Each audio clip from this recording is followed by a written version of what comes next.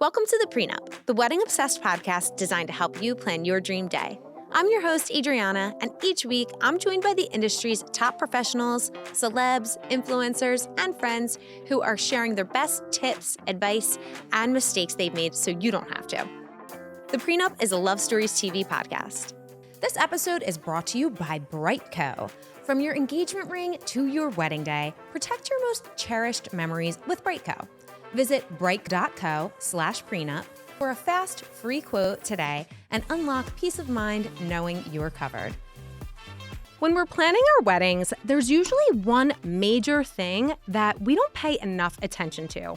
I'm talking about the ceremony, the whole reason we're there, because this is the reason we're celebrating. It's going to set the tone for the celebration. You want your ceremony to be romantic. You want it to be personal, heartfelt, and exactly the way you want it. Here to help us craft the most fabulous and memorable ceremony possible, today is returning guest, Tanya Pushkine. Tanya, welcome back to the Prenup. I am so glad to be here and in person. I know. The last time we were virtual, and I probably was glitching out so much because, it's impossible to do those things on Zoom. It's hard, but you were one of the first ones on Zoom because it used to be a phone call. Okay, yes. So the Zoom thing was when I don't even remember when. I guess in the 2020, when everyone just started Zooming. I get so. PTSD talking about anything. I know.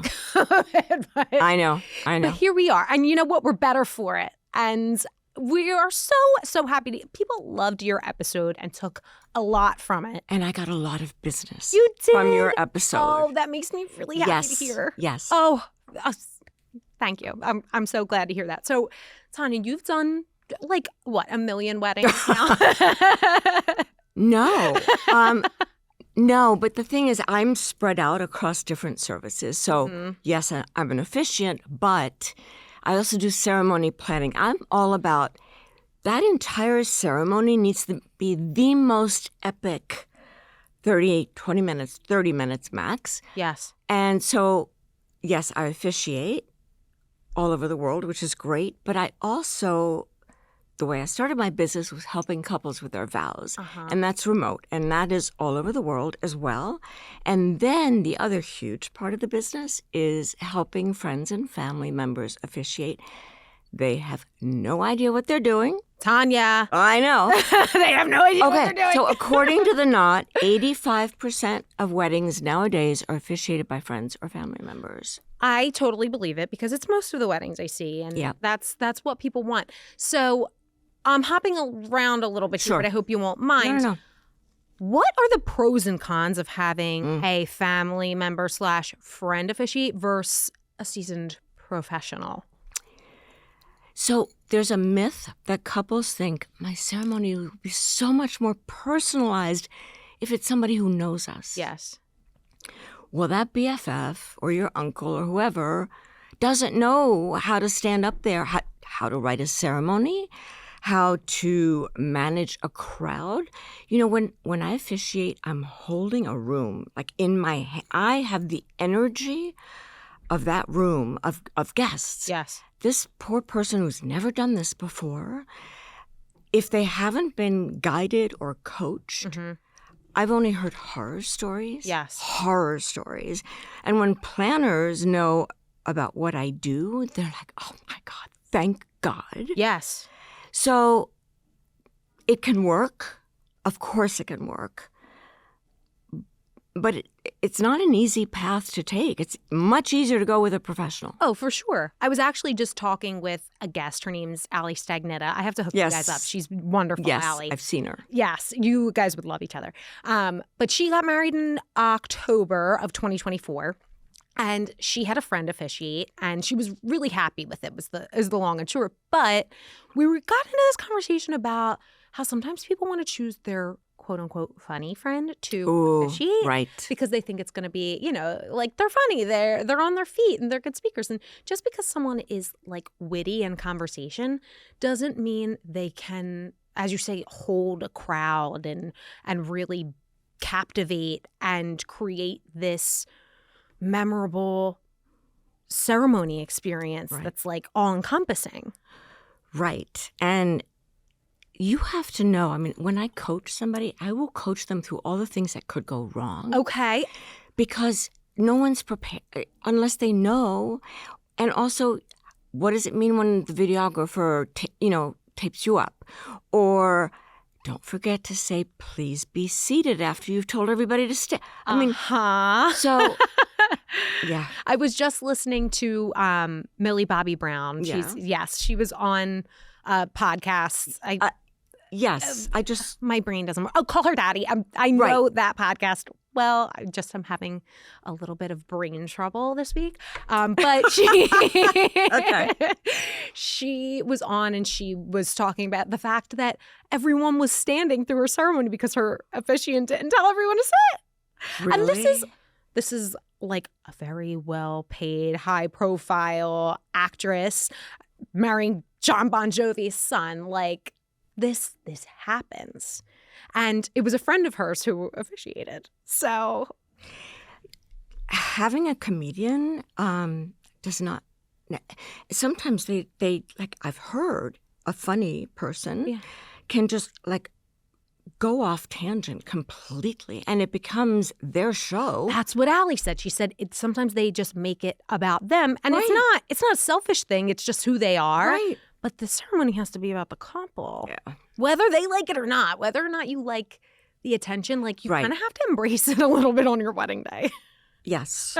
Yeah. Do some of your couples, when you're coaching through vows, struggle with that? Are they like, I can't take the eyes and the pressure? And a lot of people come to me and they say, we want to do our vows in public during the ceremony, but we're terrified, or one of them is terrified, not usually both. Yeah. And so I always say, don't pressure it's too much pressure. Why torture yourself? Do private vows. Yeah, okay, yeah. Which has become much more common. Yeah. The New York Times did an article about 5 months ago about how private vows have become the thing. Uh-huh. But part of what I do in coaching somebody, so when I help a couple, and I work with them individually, not together, because they've got to preserve that moment of magic to happen, then and not. So when I coach on the delivery, on how to say these vows, how to be expressive, how to make eye contact, how to have the right body language, we also coach through fear. Okay. How to get over.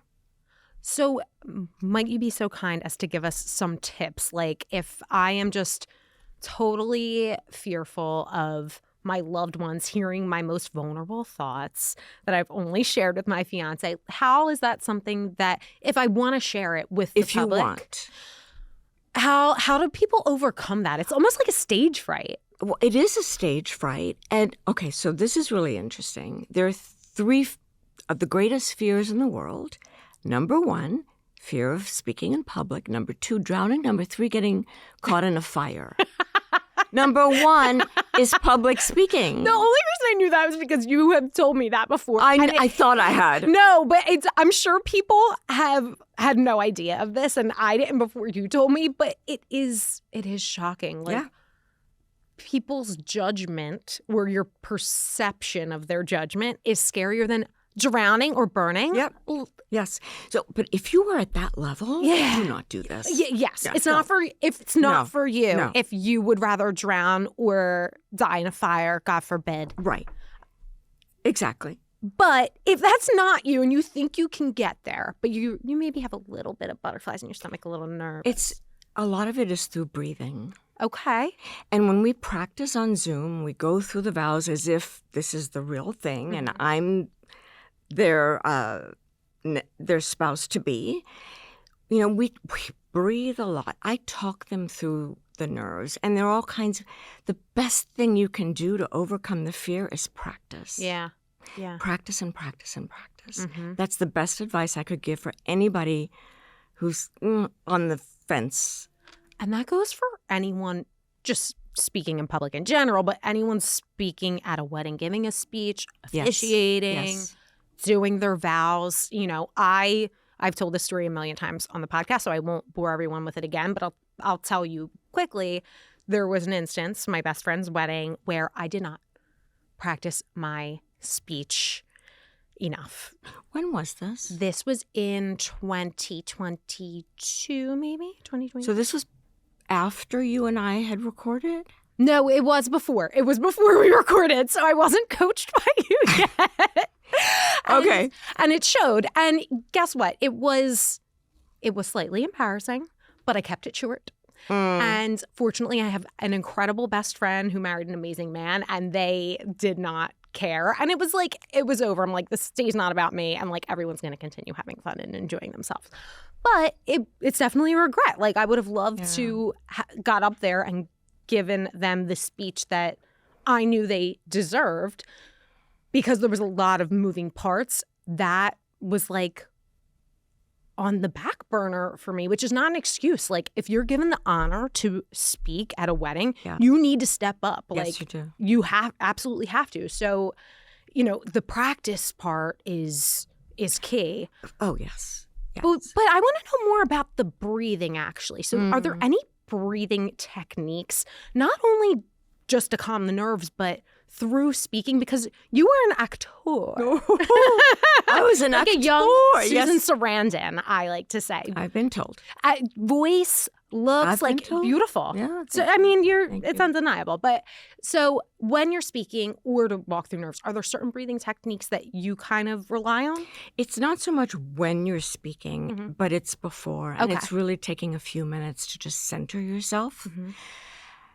You know, it's the same when we have any anxiety. We just stop. Well, hopefully you stop and you breathe. At least I do. Yes. And the breathing, if you breathe into a count of 4, hold for a count of 4, and breathe out, count of 4.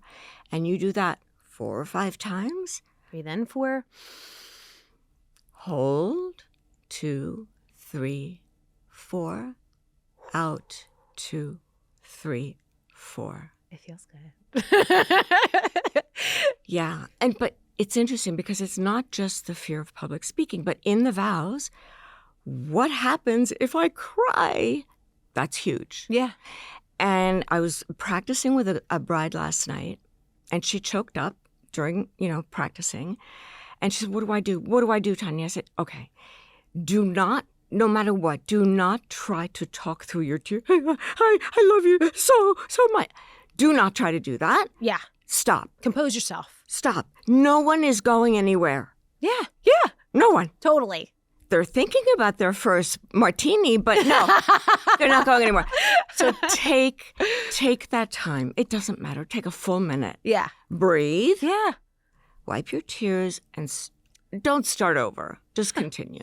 This is also the biggest moment of your life probably thus far. People aren't expecting you to be this stoic,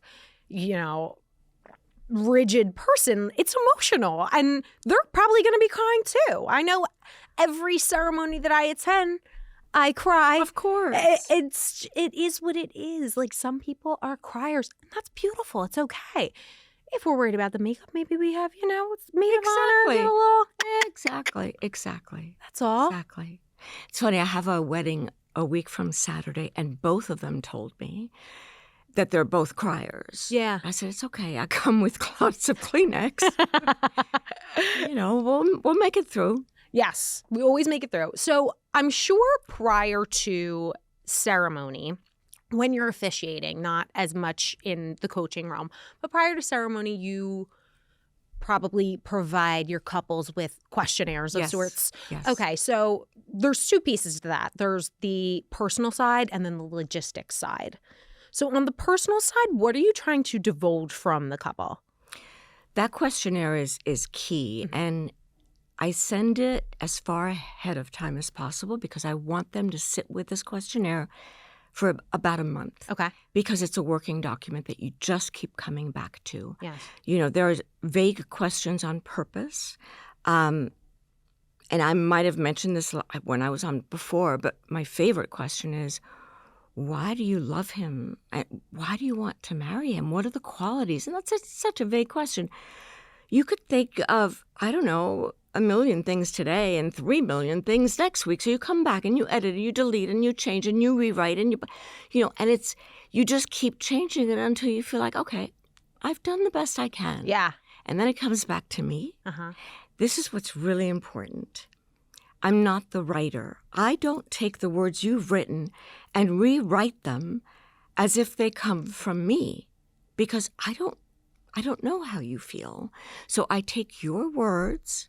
I use your words to craft your vows. Mm-hmm. Beginning, middle, and end, a flow. And that's the launching pad.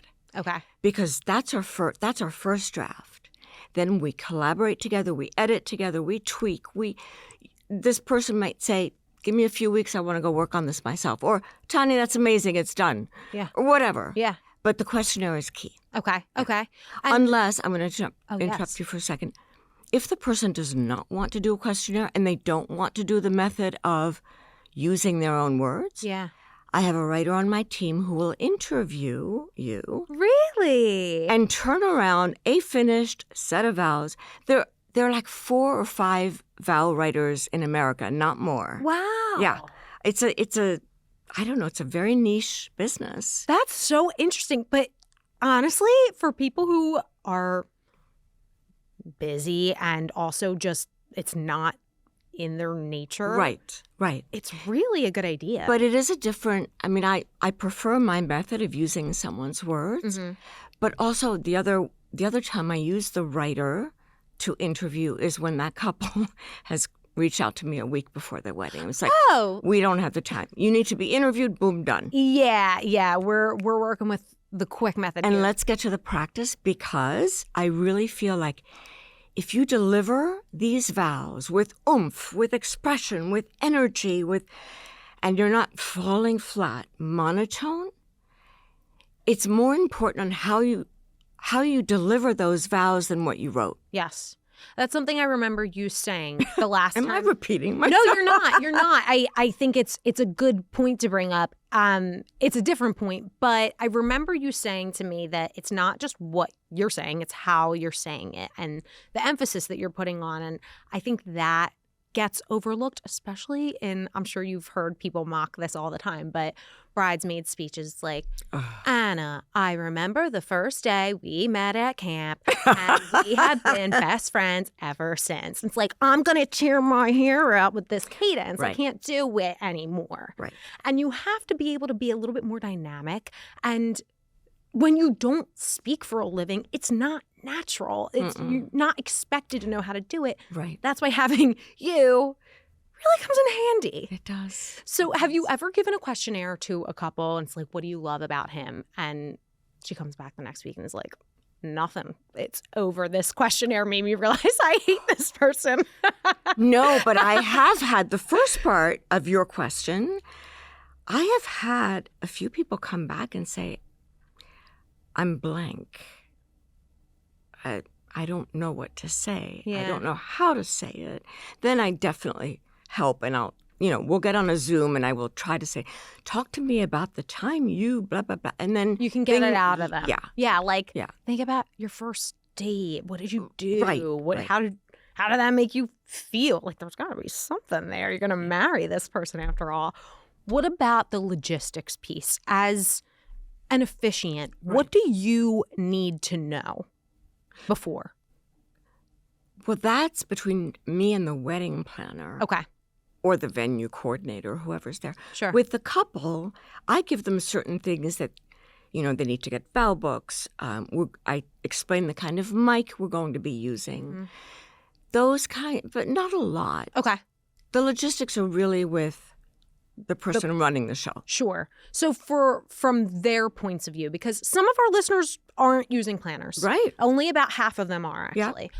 And if they are curious about what they should maybe equip their officiant with, or maybe they're seeking out an officiant and they're like, we don't know what to tell them. Maybe there's like announcements that need to be made before or after. Well, I always ask, do you want an unplugged ceremony? Okay. Mm-hmm. That's a big one. That's a big one. How many of those would you say? Most. Yeah. I think I've done one in the last few years where they said, no, we don't care if the phones are out. But no, for the most part. Yeah. It does kind of ruin the photos when the phones are out there like. Years ago it's not that long ago that I started this business, but when I did, I remember there was a well-known photographer who came out with an article that went totally viral. And the photograph with the article was her taking a picture of the couple who were she had just gotten to the end of the, and he was waiting for her. And the photograph was everyone's phone out. And she said, everybody, you need to understand, this has ruined my photograph. Totally. It's not worth it. You're paying so much for wedding Yes, photos. you are. Why are we going to have these crappy iPhone pictures? These people don't even know how to take a picture. Right. Okay, so when you script a ceremony as an officiant, do you share that with the couple, or is that something you keep a little bit more to yourself? So, neither. Okay. It's very collaborative. Okay. We craft that ceremony together so they get exactly what they want. After we have an initial phone call, which is usually about, tell me about all the weddings you've been to and what you've loved and what you've hated about the ceremony. And then we talk about, are you from different religions? Are you multicultural, which is my passion and specialty? Okay.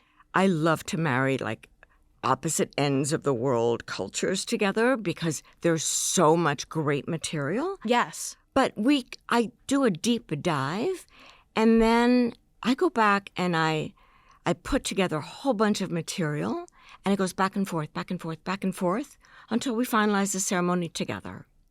So, and it's the same process if I'm officiating or if I'm coaching their friend or family. Sure.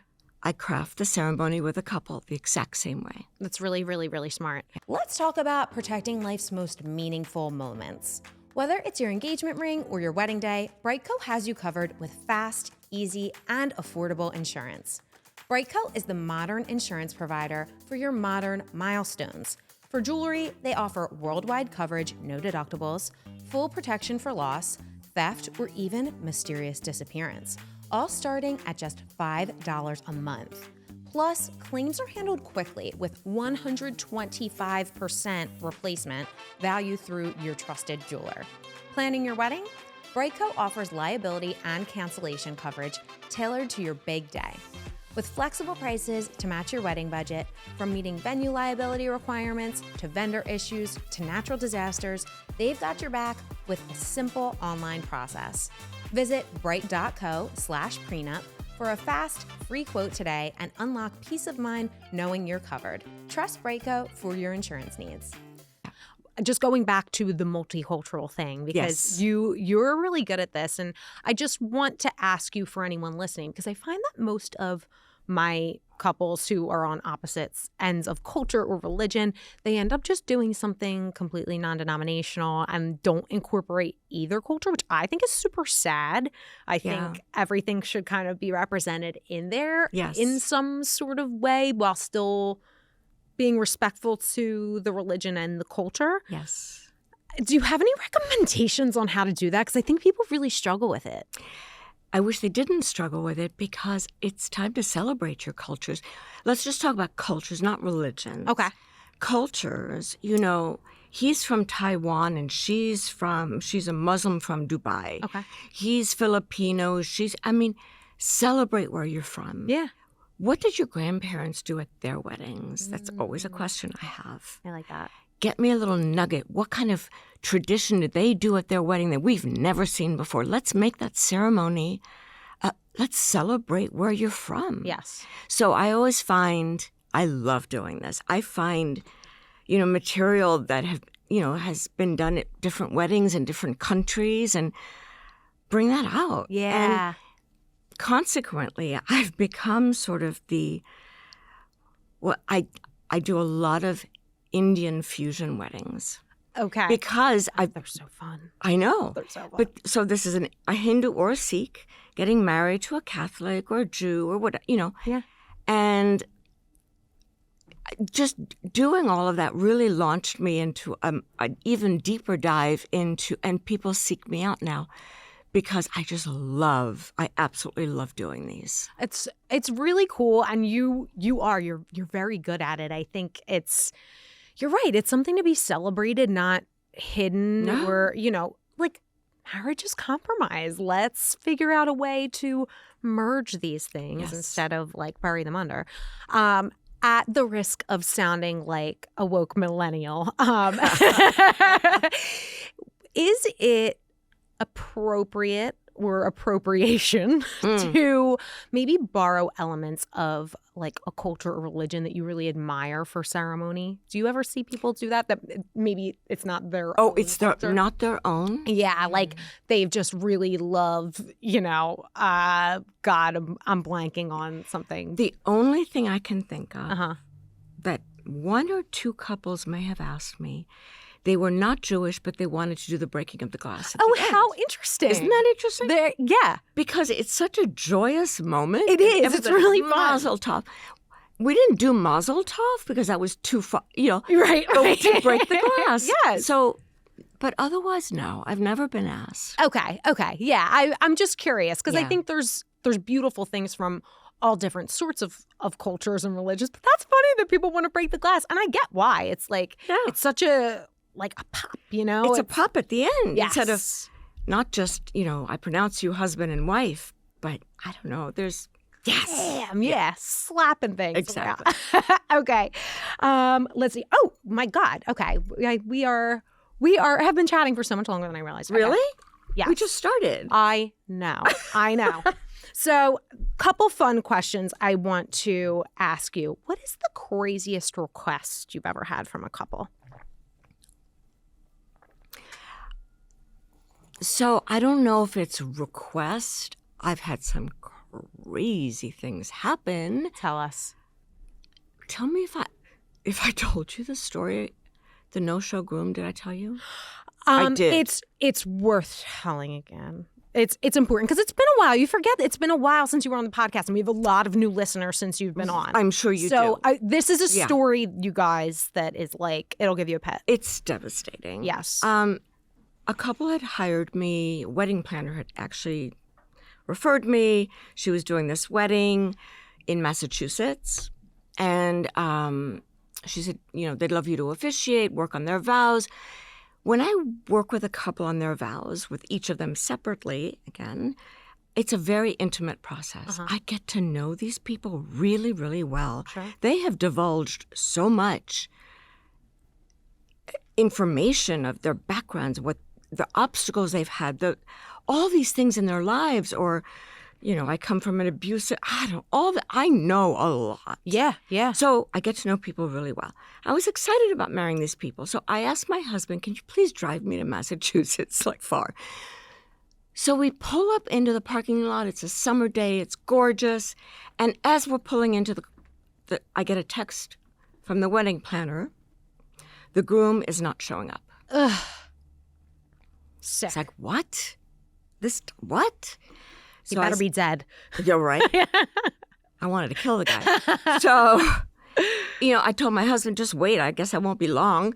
Wait in the parking lot. I go down there to this gorgeous setup of, these beautiful flowers and the gardens and the bride had already changed into her ripped T-shirt and jeans.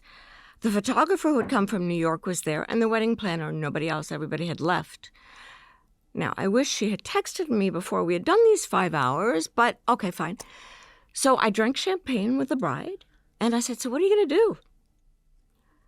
And her response to me is something I will never forget that moment. She said, we're a team. I'm not leaving him. Okay, well, do you have his credit card? Because I highly recommend that you go somewhere for a week and really treat yourself to something fabulous. Yeah, as part of the team, I think that's fair.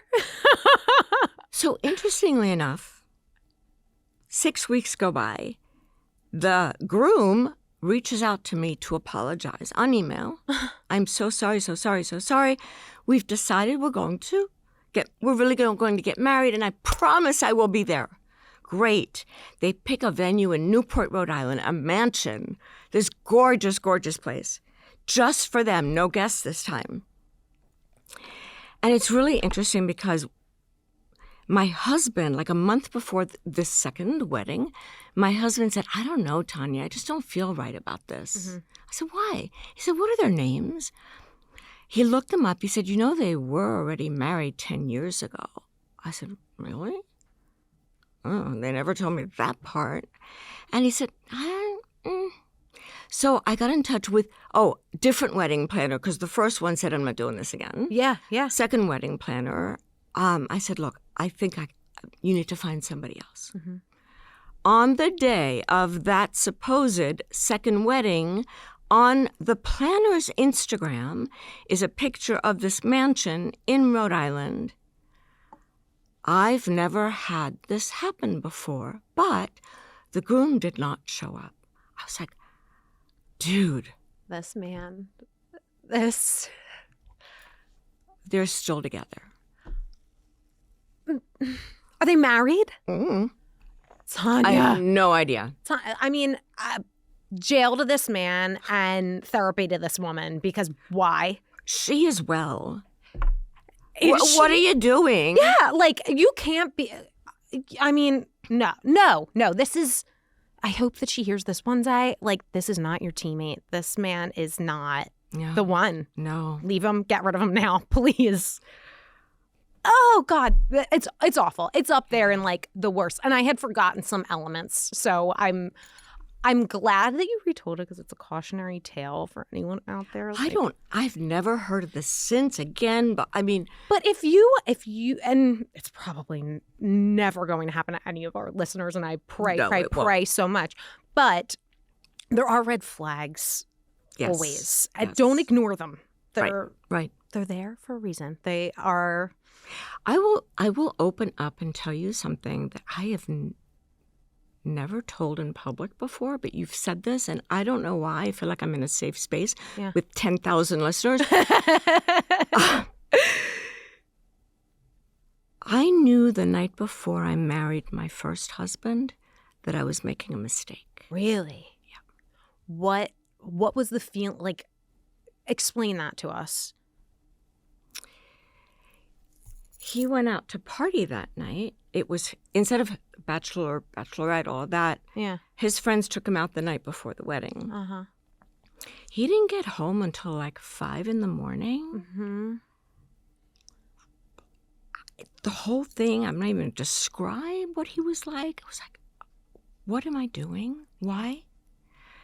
How long were you married, if you don't 14 years. Okay. I have 2 fabulous children. Yes. That's the best Everything gift I could. for a reason. Yes. For sure. And I now have a fabulous second husband. But yeah. I know you love your husband a lot. I met him on Zoom briefly. So cute. You guys are the sweetest. But yeah, I mean, you have those red flags. Yeah. Don't ignore them. Don't ignore them. No. Thank you for sharing that, Tanya. That's that's a vulnerable piece. But, it's like you said, everything happens for a reason. Yes. 2 things I want to get to before we end, because this is going so very fast. Premarital counseling, which is our advice segment. We do it every week. If anyone ever wants to write in, we always keep it anonymous. You can email Adriana at the-pre-nup.com. You said that too fast. I know. I'm sorry. If you listen, and I'll leave it in the notes. Or you can email podcasts at lovestoriestv.com. A little longer, but a little more digestible to understand. But again, we always keep it anonymous. We're going to call her Susan for Susan Sarandon. Oh, okay. Thanks. Okay, Susan says, hi, Adriana. I'm a 2026 bride, and I just found the podcast. I've been binging it. I love it so much. I have a question about my wedding ceremony. I'm in the phase of my life where all of my friends are getting married, so I'm seeing a lot of ceremonies, and I typically don't care for them very much. While it's beautiful to witness, I find myself a little snoozy during each one and find them to be the same. I want to do something suspenseful in the lead up, but yes, I like that, but incorporates our friends and family during the ceremony. I also don't want it to be very long, but I want it to be engaging and impactful. Any tips? Who wrote this? Oh my gosh, this is one of our brides. So yeah, I mean, obviously I was like, Tanya's the person for this one. We got to get her. Wow, there's a lot to unpack in that question. Yes. Okay, so I think the ceremony is very often overlooked or thought of at the last minute, and I would love it if everybody made it a priority, because when a guest walks in, that's the first thing they experience. Yes. And we're all about the guest experience, right? That's right. That's a kind of a newish, trendier, last 2-year kind of thing. Let's make it about the guests. Mm-hmm. So that ceremony needs to it needs to blow people away. Yes. It's got to be memorable, engaging, exciting, interesting. And so it incorporates some of these things I've mentioned, cultural traditions. You never know what fun thing I can come up with, or you could, whoever. The vows make a ceremony, but done well.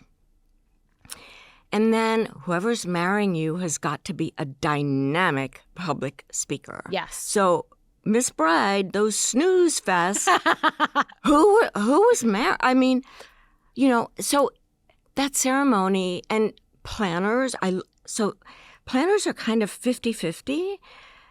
I've had so many say to me, the ceremony is truly the most important part. Yeah. When for many others, it's the party. Let's just, can we just get to the... I've been guilty of that. I have. And I feel differently now. But in the past, I've been like, yeah, let's get ceremony over with. They want it to be 5 minutes. Let's make it 5 minutes and let's move on. I've been asked to do the shortest ceremonies ever. And the shortest one I ever did was 8 minutes. Okay. We did manage to make it work, but it was too short. Yeah. So at least give it 15 minutes or 17 or something. But those minutes, however long, short it is, has got to be. Yeah. People have got to walk away thinking like, oh my God, what was that? Right. What just happened? Yeah. It's a performance. Yes. It's a show. Well, show. But it is. It is a performance. It's not performative. But right. It's a performance. It's a performance. Yes. Something that I thought of when she said suspenseful. Yeah. Was, what does that mean? So I didn't know at first. I was like, does she want to be like a little bit spooky or like I don't know? But I think she just wants like the drama. I is what I'm guessing, and maybe I'm wrong. Maybe I'm wrong. But I've been seeing some brides across the interweb doing these different kinds of walks down the aisle, like coming from either a different direction or like walking down with their spouse or like just switching things up a little bit. I think throwing people for that loop initially is like, oh, this isn't what I'm used to. Like I'm all for that. Yeah, I'm all like for that? Untraditional. Yes. I love when a couple says, we don't want to do what's been done before. Sure. Let's think of something new. Sure. So, yeah, there are ways of... I also think a bride walking in alone I like that too. Is very impactful. I like that too. Yeah. It's like a power move. Yes. And it almost happened to me my second wedding. Both my parents had been dead for a little while when I married my second husband. And my brother said, I don't want to walk you down the aisle because I don't want the attention on me. I'm like, dude, it's not about you. Yeah, no one's going to be looking at you. I just need an arm. Then I really wanted my son. Aww. And my son and I had a falling out for the whole year prior to this wedding. And I had so many meltdowns of, how can I plan this wedding when my son is not going to be there? My daughter officiated. Aww. But I wanted my son so badly. And he had moved away. He had moved with a woman who is now his wife. And the day before my wedding, he texted me, Mom, I came to New York, and I want to walk you down the aisle. Oh. So we reconnected that night. It was, I could cry right now. Yeah, it was the most emotional. And most of the guests knew that the situation was not good. And nobody knew that. And when he walked me down the aisle, every single guest was going, woohoo! Like people were going insane. Oh my God, that's really I have a photograph of our reaction, my son and I, when we heard everybody screaming in like joy, like you. So I was ready to walk down the aisle by myself. It took every ounce of me to convince myself that, yes, Tanya, you are an empowered woman and you can do this. Yeah, yeah. I didn't have to, though. Oh, that's I need the pictures, by the way. Like, I want to post your pictures with this episode. And thank you for sharing that again, too, because that is like, that's so emotional. And I'm sure so many people can relate to like the fallings out with the family before the wedding. And it's, oh God, it's so common, which doesn't make it easier. I hate when people say like, oh, it's like, it's so, you know, it's tough as balls, but you got through it, and like you have this relationship with your son now, who I know is so special and important to you, and like that's so huge. I'm so happy that happened for you. Okay, so our bride. Also, I just want to add, like, we threw out some ideas, but get in touch with Tanya. Like, she'll coach you through this. This is what she does. So I will send you her info. Yes. Last thing we're going to do, Tanya, is our after party. Fun wedding questions. You've done them before. I think a couple have switched up since last you were on. But first one, what is your honeymoon hotspot? There's a little tiny village in the south of France. That would be the place I love the most. But where I went on my honeymoon 5 years ago is a place in Puglia in Italy, where Justin Timberlake got married. Borgo Ignazia. It's interesting because your last guest mentioned a Borgo. Yes. What is Borgo in Italian?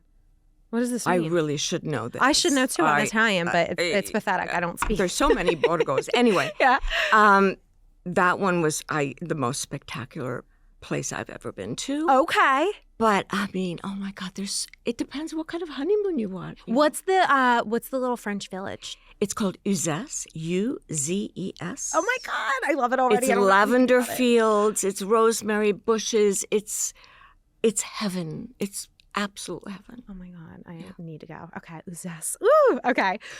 Tanya, what song will get you on the dance floor at a wedding? I'm not a dancer. Okay. But I'll say anything slow. Anything slow. Okay. Anything?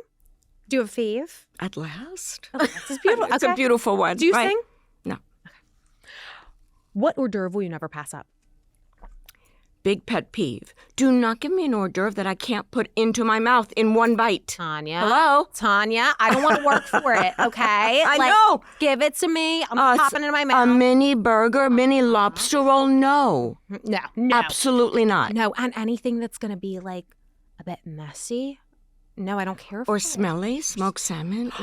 And the breath, like stuff with garlic, onions, keep it away. We're conversing. You know what? I don't have a favorite one, but keep it small. Pop it in my mouth. One bite. And like, let's get servers out there passing mints and gum during cocktail. Ooh, good idea. Like, maybe a little spritz of Listerine. Yeah. What is your signature cocktail or mocktail? Negroni. Ooh, okay. And that's both real and mocktail. Okay. Both versions. How do you do the mocktail Negroni? There's something called, I have product placement here, phony Negroni. Okay. It is, non-alcoholic beverages have become so huge. Yes. And I've made a very big switch myself, as has my husband, so many people I know. Phony Negroni is one of the few companies has actually made a drink that is so right on point. Oh my God, I need to try it. Okay, because I love a Negroni too. And I have never heard of this phony Negroni. I love this. Yes. Okay, if you could invite any living dream guest to your wedding, who would you invite? Cate Blanchett. Ooh, that's a good one. I think she's so amazing. Yeah. Maybe a Patti LuPone who could break out in song at my wedding. Stop it. Patti LuPone's going to be in West Palm when I'm visiting my parents in April. Yes. And I called my sister. I was like, do you think Mommy and Daddy would want to go see Patti LuPone? And she's like, who? I just saw her on Broadway. Stop. With Mia Farrow. Stop. Just the two of them. Oh my God. It was amazing. I bet. It was amazing. They were incredible. And your standard is high, so I trust. Patti LuPone went to the same acting school, to Juilliard, like I did. And Stop. She was in the very first acting class that Juilliard had when they created the drama department. I didn't know that. In her class was Robin Williams, Kevin Kline, Patti LuPone, Oh, there are a whole bunch of other very well-known people. Oh my God, good class. Very good class. Oh my God. Okay, Tanya, last question that I have for you today is, what is one practical piece of advice that you could give to any couple planning a wedding? Stop seeking perfection. Ooh, Because especially brides can get so worked up and so tense and stressed and like not sane anymore because this wedding has to be perfect. No, it doesn't. Yeah. No, it does not. I know. And I did, when my son got married a couple of years ago in LA, it was not a cheap wedding, but kind of a DIY in many ways. And I did a story afterwards, and it was one of the best ones I'd ever done because it was like me just spilling my guts about how this wedding was the last thing from perfection, and it was perfect. Yes, It was perfect. That's what people don't realize. Like, the imperfection is what makes it. And usually the wrenches, quote unquote wrenches, that get thrown at you in your plans, like, they end up being the best thing that could have happened. Yeah. So, listen to Tanya because she knows what she's talking about.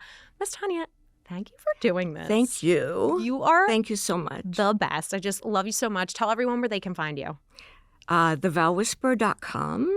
Tanya at The Vow Whisperer is the email, and same with all socials at The Vow Whisperer. Follow her, people. You will not be sorry. Reach out to her if you need ceremony help, officiant help, vow help, all the things. Tanya, thank you. Thanks for tuning into the Pre Nup. This episode is brought to you by Brightco. From your engagement ring to your wedding day, protect your most cherished memories with Brightco. Visit bright.co/prenup for a fast, free quote today and unlock peace of mind knowing you're covered. Don't forget to subscribe and leave us a review on your favorite podcast platform or on the Love Stories TV YouTube channel. Follow at _pre_nup and at Love Stories TV on Instagram for more. Have feedback or suggestions for the next episode? Feel free to reach out to us at podcasts@lovestoriestv.com.